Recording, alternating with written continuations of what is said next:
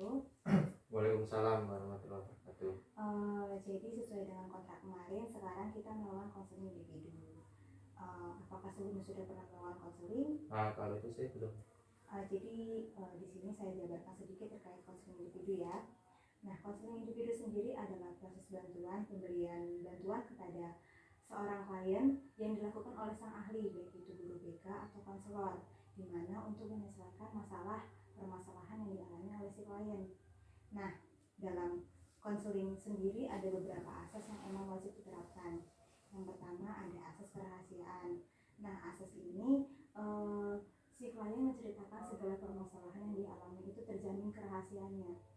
Tidak akan bocor ke siapapun, dan yang hanya tahu adalah guru BK atau konselor dan si kliennya. Lalu ada asas keterbukaan. Nah, asas ini adalah si klien menceritakan secara terbuka sejujur-jujurnya terkait permasalahan yang dialami.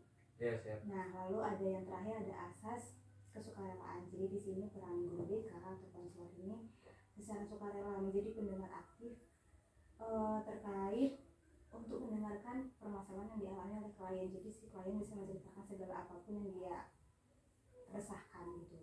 Jadi mulai dari sini ada yang dipahami atau ada yang ditanyakan? Cukup dari sini sudah paham. Jadi sekarang bisa langsung menceritakan permasalahan yang dialami. Insya Allah bisa. Ya. Oke.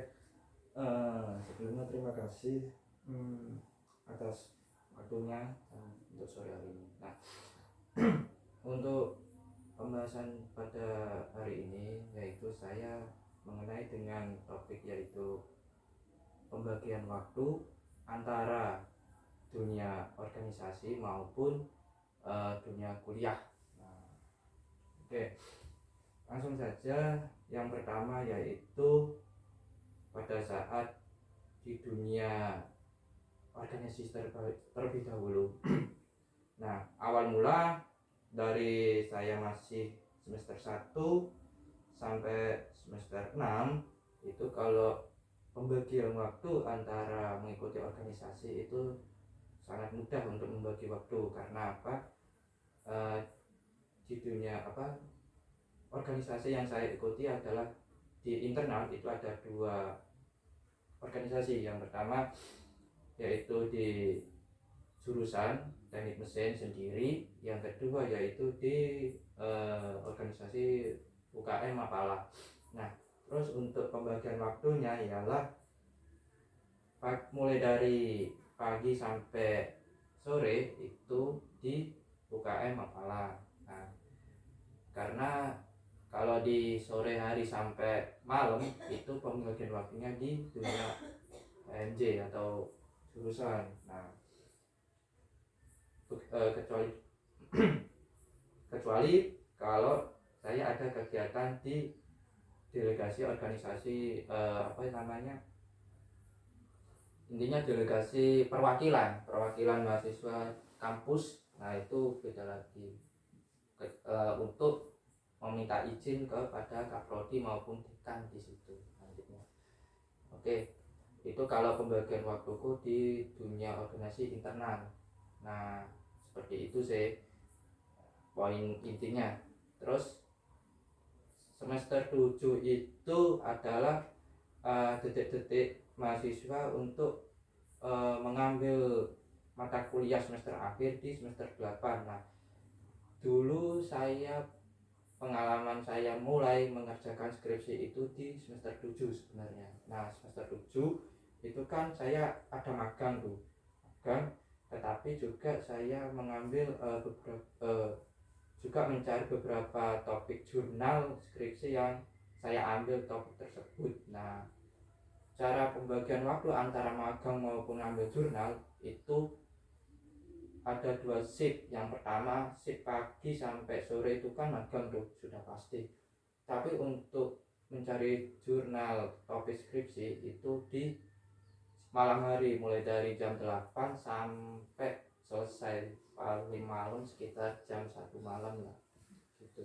Nah, itu terus sampai semester 7 selesai seperti itu, sekaligus juga mengerjakan laporan magang tersebut seperti itu. Nah, setelah setelah sudah menemukan berbagai jurnal, otomatis saya langsung ke mengerjakan skripsi, ya kan, mulai dari bab 1, bab 2 maupun bab 3. Nah, mulai itu dikonsulin terus sama dosen pembimbing maupun penguji di situ sampai di ACC, sampai ujian seminar proposal. Nah, tetapi dibalik mengerjakan skripsi itu juga saya terbentur oleh kegiatan organisasi luar. Soalnya kalau organisasi di dalam kampus untuk mahasiswa semester akhir, otomatis kan sudah habis SK-nya, bisa dikatakan sudah demisioner lah. Tetapi kalau mengikuti organisasi di luar kan masih belum bisa. Tapi kan untuk membagi waktunya dari situ. Nah, jadi untuk membagi waktu antara organisasi luar kampus mau sambil sama mengerjakan skripsi itu harus benar-benar ekstrim. Jadi kalau dilihat dulu kegiatan di organisasi luar itu kegiatannya besar atau kecil. Kalau kecil oke lah, bisa baginya bisa direnggang-renggang, tidak terlalu target nemen, nggak perlu. Tapi kalau organisasinya kegiatannya besar bisa ditarget, tapi dalam waktu tapi dibagi berapa jam dalam satu hari. Kalau satu hari full kan 24 jam tuh. Jadi untuk target membuat kegiatan apa misalnya, kalau kegiatan besar itu bisa diambil kesimpulannya yaitu 5 jam untuk membuat proposal atau undangan atau yang lain, itu selama 5 jam terus gak berhenti. Nah, tapi selebihnya itu dibuat membagi waktu mengerjakan skripsi gitu. Soalnya yang paling lama itu kan kalau setelah sempro sih gitu, seminar proposal atau sempro, lanjutkan pengambilan data. Soalnya pengambilan data itu gak cukup 1-2 hari, bahkan bisa sampai 1 bulan, bahkan bisa lebih. Kalau ditarget 1 bulan harus selesai, ya harus bisa. Nah gitu. Soalnya setelah pengambilan data kan selama 1 bulan itu kan bertahap, mulai tahap 1, tahap 2, tahap 3, tahap 4 dan sampai selesai dan seterusnya. Misal tahap 1 prosesnya seperti ini, ya sudah, nanti dikonsultasikan dulu ke pembimbing gimana, apakah sudah ACC atau masih perlu diperbaiki lagi atau gimana, itu terus seperti itu. Nah, kalau misalnya pembimbing sudah ACC, yowes lanjut di tahap kedua. Tahap kedua sudah ACC, lanjut lagi ketiga, keempat sampai selesai seperti itu. Nah, setelah pengambilan data sudah clear, total gak ada tanggungan sama sekali pada saat pengambilan data, barulah penyusunan laporan bab 4 situ. Nah, selama mengerjakan bab 4, nah juga ya ada untuk bagaimana cara membagi waktu. Kalau kembali lagi pembagian mengikuti organisasi di luar, nah kalau Senin sampai Jumat, ya kan, Senin sampai Jumat itu saya fokuskan di dunia kampus, bahkan sampai menginap di kampus Senin sampai Jumat. Tapi untuk Sabtu Minggu kan kampus libur, hari weekend. Nah itu saya manfaatkan untuk organisasi luar, entah itu Karang Taruna maupun kepemudaan di situ. Kalau di luar kan Karang Taruna sama kepemudaan. Itu cara baginya sih seperti tadi. Kalau benturan harinya Senin sampai Jumat, salah satu di harinya itu mungkin salah satu kegiatan itu, entah itu mengerjakan skripsi maupun organisasi, harus dipilih salah satu. Jadi gak bisa benturan sama sekaligus. Seperti itu sih cara baginya. Intinya sih kalau manajemen waktu itu sebenarnya susah-susah gampang dan harus ekstrim, benar-benar harus bisa membagi waktu. Soalnya ya saya sendiri di sini juga untuk mengerjakan skripsi saja pun masih terkendala waktu sambil kegiatan luar ini juga sih sebenarnya. Harapan untuk mengerjakan skripsi sendiri di semester genap ini kan kurang 1 bulan selesai. Soalnya untuk bulan depan itu sudah yudisium sih. Targetnya sih untuk bulan ini harapan saya bisa seminar hasil maupun sidang untuk bulan ini. Soalnya untuk bulan depan saya fokuskan untuk revisi total persiapan yudisium. Itu sih untuk permasalahan mengenai dengan manajemen waktu dari saya. Terima kasih. Kalau boleh tahu Mas Andrian ini sekarang semester berapa ya? Nah, kalau semester itu saya sebenarnya kalau sudah ngomong semester untuk mengerjakan skripsi otomatis sudah semester depan. Untuk semester 8 itu fokus-fokus saya mahasiswa untuk mengerjakan skripsi atau tugas akhirnya sih. Kalau boleh tahu untuk ikut organisasi sendiri itu atas dasar suruhan atau emang kemauan sendiri? Untuk mengikuti organisasi itu saya untuk itu kemauan sendiri, soalnya karena di dunia organisasi itu kan banyak manfaat atau ilmu tambahan di dunia kampus. Soalnya kalau di dunia kampus kuliah biasa itu kalau pemaparan dosen itu masih belum sepenuhnya, soalnya selebihnya itu untuk mencari di kampus-kampus lain atau tambahan ilmu di mahasiswa lain atau sharing-sharing. Itu sih kalau menurut saya pribadi. Jadi di sini saya simpulkan ya terkait cerita permasalahan dari Mas Andrian sendiri, bahwasannya akhir-akhir ini pada semester akhir ini sedikit sulit untuk mengelola waktu antara organisasi baik dalam dan luar kampus dan terhadap tugas akhir yaitu skripsi. Benar? Nah, jadi di sini yang bisa dilakukan oleh Mas Andrian selaku mahasiswa akhir dari satu universitas adalah menentukan skala prioritas. Jadi Mas ini bisa menentukan yang mana yang harus aku kerjakan terlebih dahulu. Jadi harus fokus antara organisasi ataupun perkuliahan. Seperti yang Mas bilang tadi, bahwasanya emang di kampus itu tidak 100% kita mendapatkan ilmu. Jadi dengan pengalaman-pengalaman organisasi baik dalam atau luar kampus itu menjadi ilmu tambahan yang kita dapat setelah kita berkegiatan kan. Nah, jadi sebenarnya kita kembali pada diri kita sendiri.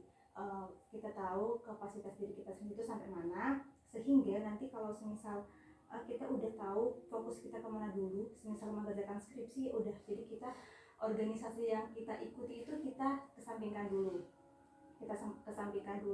Nah, karena kan di organisasi ini kan nggak hanya 1-2 orang ya, pasti kan banyak.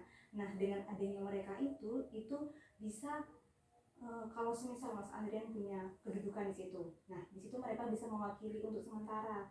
Pastinya mereka memaklumi, Mas Andrian ini semester akhir, dia sibuk skripsian segala macam, jadi kita bisa bantu dengan mengurangi kegiatan yang dia ikuti, dengan salah satu contohnya mewakili mungkin untuk kegiatan organisasi yang lain gitu. Jadi di sini Mas Andrian tuh harus bisa fokus salah satu pekerjaan yang emang benar-benar ada targetnya gitu.